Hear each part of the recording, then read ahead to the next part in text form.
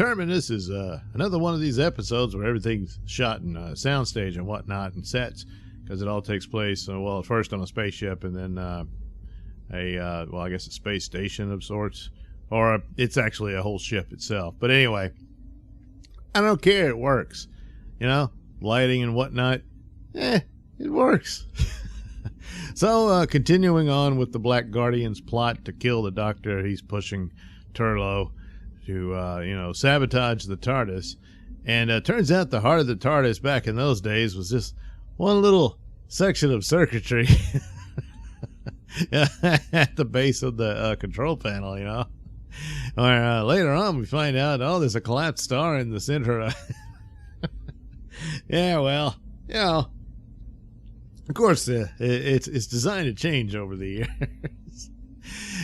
So Turlough does this, and it causes a disruption within the material of the TARDIS, because the TARDIS can dematerialize, rematerialize, all that sort of stuff. And so it starts to unravel and come apart.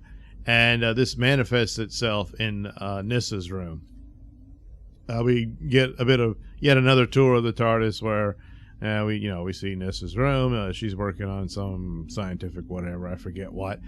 Tegan's still rightfully suspicious of Turlough, but she shows him to Adric's room, and so there's another little nod to Adric, and there we are. And but in the meantime, Turlough does the sabotage for the Guardian. Everything's going wrong, and then suddenly the Doctor shows up because, I don't know, he was off taking a dump or whatever. It's like, damn it, can't I have 5 minutes to myself? So what happens is, and this is interesting, and it kind of reminds me of a previous episode back when the two ships merged together during the Key to Time. Oh, no, not the Key to Time. Well, anyway, it was the Doctor and Romana, Lalla Ward Romana. And what was it? They had to go into that cube that recorded certain areas of different planets and whatever. Anyway, the two the molecular structures got intertangled, and this is what happens with the TARDIS. So a wall appears in Nissa's room with this skull painting on it. It's like, that doesn't look inviting. But in order to save her life, the Doctor's fearing that the TARDIS is going to continue to disintegrate or whatever. So he's telling her to go ahead and go forward and deeper into the other ship. And so she does. And then the TARDIS stabilizes itself, and they realize they got to go try to rescue Nyssa. In the course of this, of course, this door that's now part of the TARDIS and the ship closes, and they can't get back to it. And so they split up, and all this sort of and terrible things happen. It turns out the ship that they're on just happens to be a ship transporting a bunch of lepers. Or whatever the disease, the futuristic space-aged version of leprosy or what have you. And they're all being sent to this supposed hospital station called Terminus. And meanwhile, a pirate ship has boarded the ship thinking it's just some abandoned ship that they can rob. And they get stuck when the ship realizes that they're on a leper ship. It just leaves them there. So you have two very space age looking characters in there, and so they're just along for the ride with the Doctor trying to figure out what's going on here. And so there's some creepy moments with the lepers and stuff, almost like zombies and whatnot, but they're just poor, pathetic, sad people just abandoned by the space age society or whatever and dumped off into this place.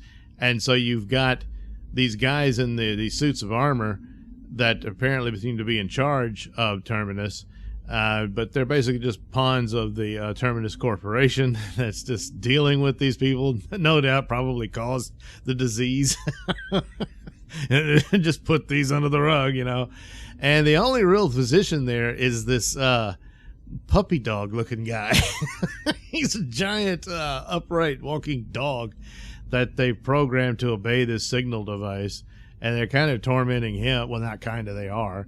And I guess because there's this area that has too much radiation in it, and he's the only one who can survive it, so they leave it to him to deal with it and to take the people off to the potential treatment for the disease. But for the most part, they're all too sick, and I guess it doesn't work. It's not, I don't recall that it's actually that clear. But anyway, through all of this, Nyssa develops the virus, and she's getting sick. And I guess the dog was called Garm or whatever. It takes her to this chamber. And what do you know? The therapy works. And she realizes, oh, there's a means by which to perfect this, and this could actually cure the people of their affliction. It's just no one's taking the time to deal with it. The actual workers there are all addicted to this drug the corporation has them on, and that's all they are there for, and so on and so forth. So meanwhile, the doctor and the lady with the big poofy hair it explains why her space helmet was huge, because it had to fit all that hair in there. They're trying to figure things out, and the doctor realizes, oh, the position of Terminus appears to be the center of the known universe. So, oh, that couldn't be a coincidence or whatnot. And he understands that really this ship was capable of time travel, and at one point it did, and ended up having to jettison its fuel, which is pretty massive in its energy, and this resulted in the Big Bang.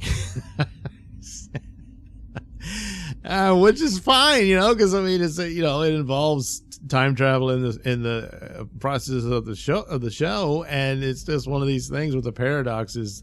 The beginning happened billions of years in the future as far as the Big Bang goes. However, so they find the dead corpse of the astronaut or the captain or whatever he was that initially did this, still there, and but now the computer is going to jettison the remaining stores of fuel, and it's like, holy crap! And if that happens, if the blast was big enough to create the universe, the second blast would be big enough to destroy it. So their only hope is to get the big dog guy to use his massive strength to shut down the lever, which he does. Good boy. And for his prize, the doctor destroys the machine that controls him. So now he's free. And after helping out Nyssa realizes that, hey, I can help these people find a cure. Plus, she has a means by which to alleviate the patrolman's addiction to the drug there, the hydromel, the glow sticks that they kept shoving into their chest plates. And so there you go. Everything's great, but Nyssa's going to stay behind to help them out. I've often saw it as that's rather sudden decision on her part, but going through the purposes of it, I thought it might have been better if she felt like she wasn't getting anywhere, just traveling with the doctor and all that, and that might have been more of a motivation. But within the story itself, she's gone through this and has sympathies for all these people and realizes she could be a great guiding force for them to actually treat and cure these people. So there you go. It's a nice, well-rounded episode, I thought. There's a continuing in with the Black Guardian's machinations. The only thing about it, though, is the Black Guardian. It's just like the last time they thought, oh, no, if the two brigadiers meet, it could destroy everything. And even the Black Guardian wasn't quite sure what could happen. He says, you got to stop them from doing it. And then here you almost had another Big Bang that would have collapsed the whole universe. And it's all the Black Guardian's fault, really, because he's the one who pushed Turlo into this crap, So he may be this godlike being of the Black Guardian, but he's not the sharpest knife in the drawer. So, and there's some amount of, I guess you could say, bonding here between Tegan and Turlo, even though she still doesn't quite, trust the guy, but he was there for her and all that when they were going through their troubles on Terminus and so on and so forth. So yeah, it's a fine episode. I don't see it as one of the greats of Doctor Who, but it's not one of the bad ones either. It's actually pretty good, and you get a somewhat heroic send-off for Nyssa, and that she's going to take on this mission to help these people. So that's all well and good. You know, because I've often thought that if they wanted to revisit the Nissa character, that she could be a new keeper of Nuke Traken or something like that. That would be interesting, and if she was stalking the Master for revenge. But, well, anywho, yeah, Terminus was a good one.